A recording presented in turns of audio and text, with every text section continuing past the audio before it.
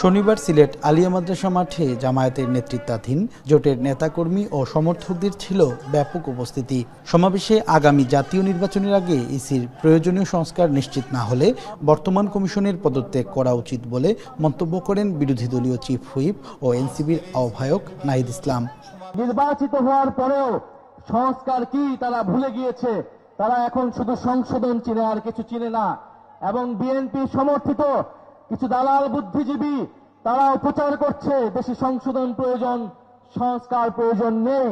কিন্তু দেশের মানুষ সংস্কারের জন্যই জীবন দিয়েছে।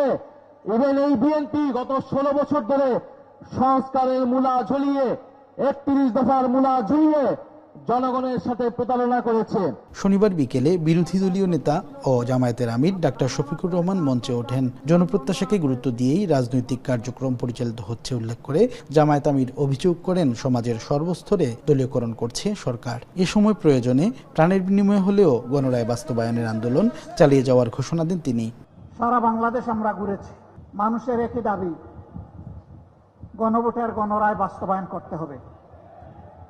আপনারা উভয়ে ভোট চেয়েছেন, সরকারি দল ভোট চেয়েছেন, বিরোধী দল ভোট চেয়েছেন, আমাদেরকে হা ভোট দিতে বলেছেন, আমরা হা ভোট বিজয়ী করে দিয়েছি। এখন আমাদের হা ভোটের বাস্তবায়ন দেখতে চাই। দেশ থেকে ফ্যাসিবাদ, দেশ থেকে চাঁদাবাজ, দেশ থেকে দুর্নীতিবাজ, দেশ থেকে দুঃশাসন দূর না হওয়া পর্যন্ত আমাদের লড়াই তীব্র থেকে তীব্রতর হবে ইনশাআল্লাহ। সমাবেশে বাংলাদেশ খেলাফত মজলিসের আমির মামুনুল হক, এবি পার্টির সাধারণ সম্পাদক ব্যারিস্টার আসাদুজ্জামান ফুয়াদ, বাংলাদেশ লেবার পার্টির chairman doctor Mustafizur Rahman Iran সহ জোটের শীর্ষ নেতারা বক্তব্য রাখেন।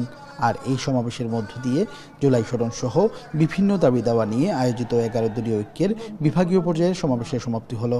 জনগণের প্রধানমন্ত্রী হতে হলে জনগণের আশা আকাঙ্ক্ষার প্রতিফলন ঘটাতে হবে। সন্দীপন শুভ, এখন সিলেট। জনগণের আশা আকাঙ্ক্ষার প্রতিফলন হোক, অন্যথায় আমাদের সম্মুখে অন্য কোনো রাস্তা